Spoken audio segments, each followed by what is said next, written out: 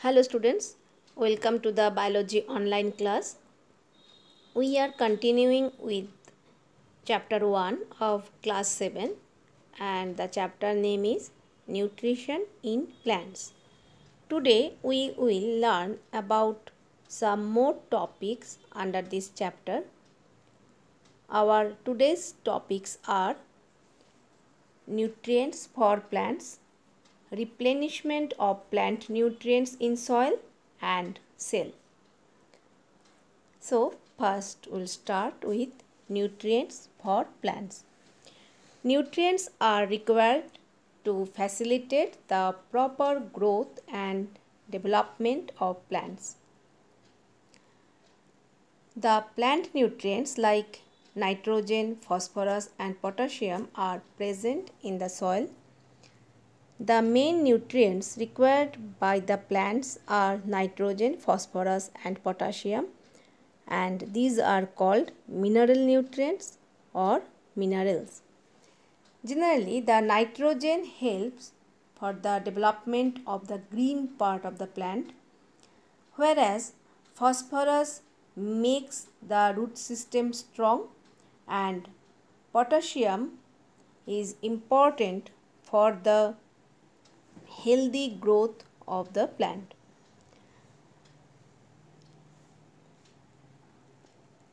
When the plants are grown, they absorb the nutrients from the soil, due to which the amount of plant nutrients in the soil goes on decreasing.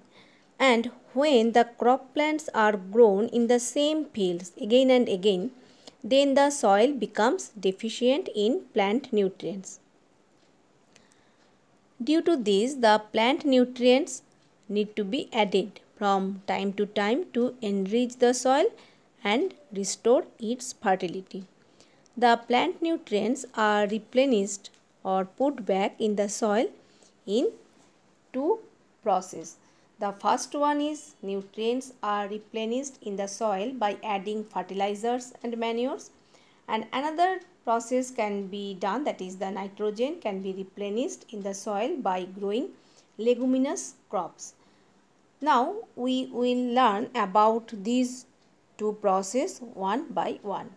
First, I will explain that how the nutrients are replenished in the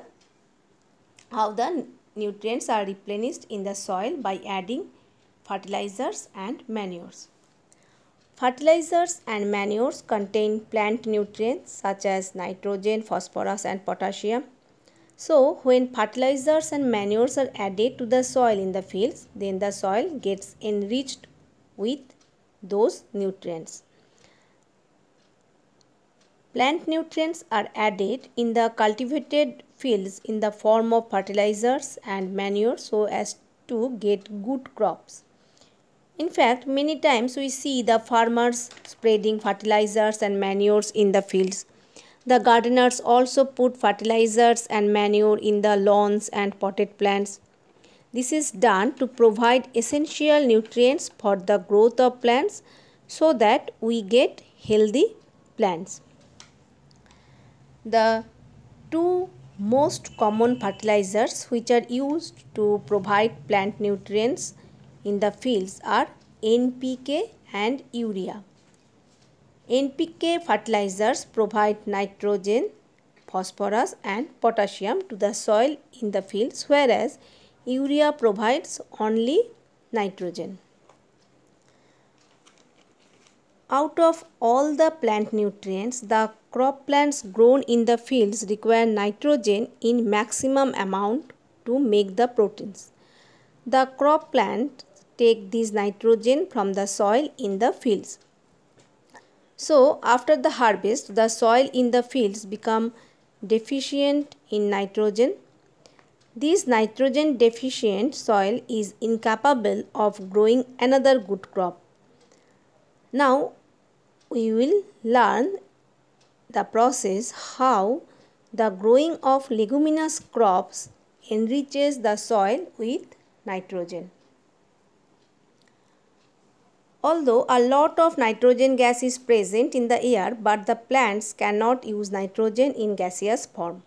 The plants need nitrogen in the form of water-soluble compounds like nitrates. The plants such as gram, peas, pulses, beans, etc. are called leguminous plants. The leguminous plants have root nodules in them which contain rhizobium bacteria. Here in this picture you can see that there are some globostructure in the root portion. Actually this structure is known as nodules, and in those nodules you can see that the rhizobium bacteria are present. These rhizobium bacteria can absorb the nitrogen gas of air and convert this nitrogen gas into nitrogen compounds like nitrates. So when a leguminous crop is grown in a field, the rhizobium bacteria present in the root nodules of leguminous plants convert nitrogen gas of air into nitrogen compounds like nitrates. Some of these nitrogen compounds are used by the leguminous plants for their own growth.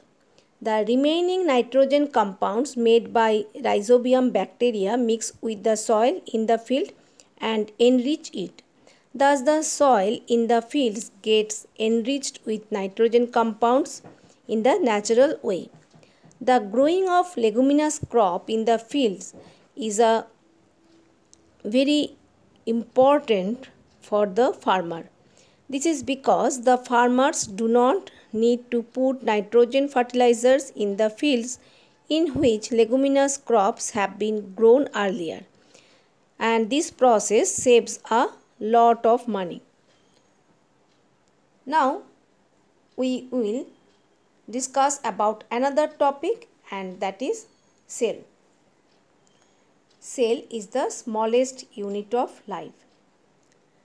All the living things, it may be plants or animals, are made from cells. Just as a house is made of small units called bricks, in the same way the bodies of living organisms are made of tiny units called cells. Thus we can say that cells are the building blocks of plants and animals. Generally, cells are very small in size, which cannot be seen with naked eyes. Cells can be seen only under a microscope. We can see the plants and animals around us because they are made up of millions and millions of tiny cells joined together. Now we will learn about the different parts of cell. The outer covering of the cell is known as cell membrane. This cell membrane is the thin outer covering. It protects the cell and also controls the passage of materials. Here you can see the picture of an animal cell. You can see that is the outer covering, which is represented by a blue line, that is the cell membrane. Okay. In case of the plant cell also the cell membrane is present, but the cell membrane is present below the cell wall. Later we will discuss about the cell wall. Now I will discuss about the another part of the cell, that is cytoplasm. The jelly-like materials which fills the cell is called cytoplasm. The function of cytoplasm is to carry out all the activities of the life process. The cytoplasm is present both in animal cell and plant cell.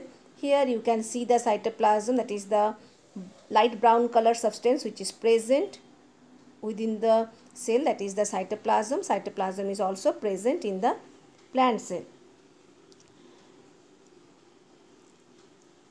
In the cell there is a large spherical structure floating in the center of the cell, and that structure is known as nucleus. The function of nucleus is to control all the activities of the cell. Here you can see the nucleus in the plant cell, and also you can see the nucleus in the animal cell. There is another structure, another important structure, and that is mitochondria. A number of small bodies called mitochondria are also present in the cell. The function of mitochondria is to carry out respiration for releasing energy from food. In this picture, you can see the mitochondria here. Again, in the animal cell also, you can see the mitochondria are present here. Okay, these are the mitochondria. There are tiny air spaces in the cytoplasm of an animal cell which are called vacuoles.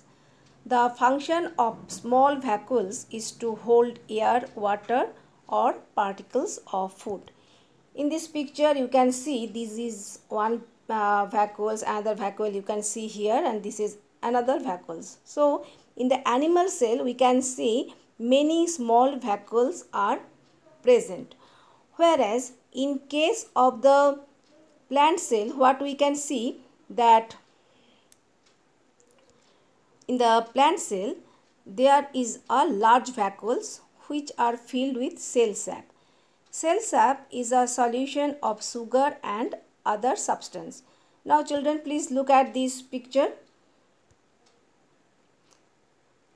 In this picture, just 1 minute, yes. Here you can see the large vacuole is present. Okay, this is the large vacuole which is present in the plant cell. Okay, and this vacuole is filled with the cell sap. Now all the plant cells have a thick cell wall around the cell membrane.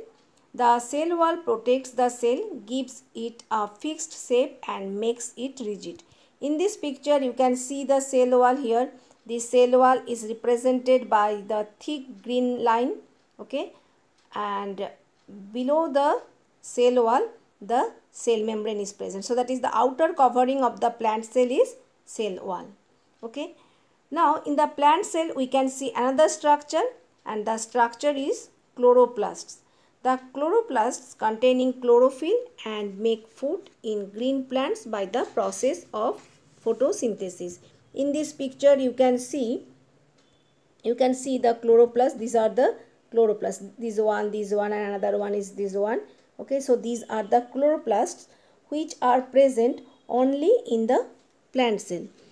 So children, what we can see here? We can see that all the parts of animal cells like cell membrane, cytoplasm, nucleus and mitochondria are also present in plant cells. In addition to this, the plant cells have 3 more parts in them, and these are cell wall, chloroplasts and large vacuoles. These parts make the plant cells different from animal cells. Now we will learn about the differences between plant cell and animal cell. A plant cell is usually larger in size, whereas an animal cell is comparatively smaller in size. Plant cell is enclosed by a rigid cellulosic cell wall in addition to plasma membrane, whereas in animal cell it is enclosed by a thin flexible plasma membrane only. The plant cell cannot change its shape as it is surrounded by a rigid cell wall, whereas an animal cells can often change its shape. Plastids are present only in the plant cell, and plant cells exposed to sunlight contain chloroplast. Plastids are absent in case of the animal cell. A mature plant cell contains a large central vacuole. An animal cell often possesses many small vacuoles. So children, this is very important. You have to learn the differences between plant cell and animal cell. Today this much. In the next class, I will give you some question answer of this chapter. Children, please watch all the videos of these chapters, and you have to read from the book also. Okay? We will meet in the next class. Thank you all.